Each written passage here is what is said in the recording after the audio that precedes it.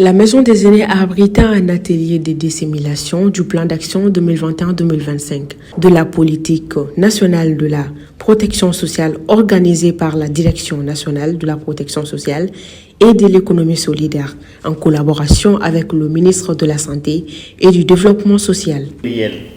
Ce faisant, le besoin de couverture sociale de tous les segments de notre population est devenu de façon pressante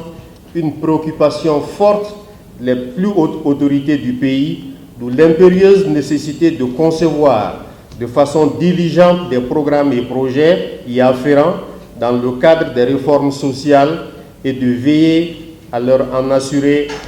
une mise en œuvre harmonieuse. C'est dans cette veine que le département en charge de la protection sociale, avec les collectivités territoriales, et l'accompagnement des partenaires techniques et financiers dans une démarche participative ont élaboré en 2016 la politique nationale de protection sociale et son plan d'action triennal 2016-2018 pour l'arrimer avec le PRODES 3 finissant.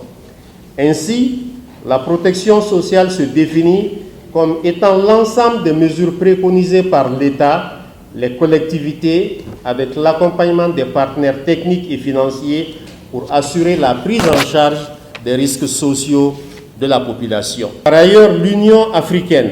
définit la thématique protection sociale comme une gamme d'actions protectrices publiques entreprises par l'État et d'autres acteurs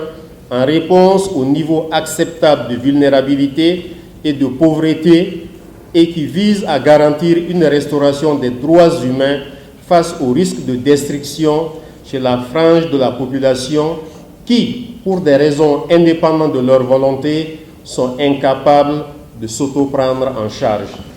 Pour ce faire, face à une telle exclusion, les mutuelles de santé ont émergé comme un système de protection sociale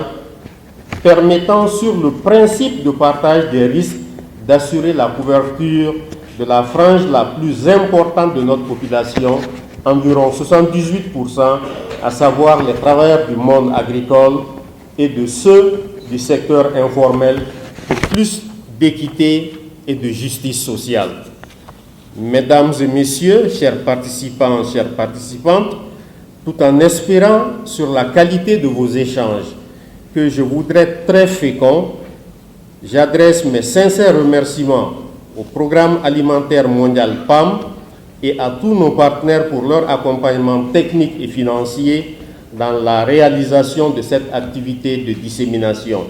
mais aussi et surtout de toutes les autres actions de protection sociale menées en faveur des populations vulnérables, des villes et des campagnes du Mali.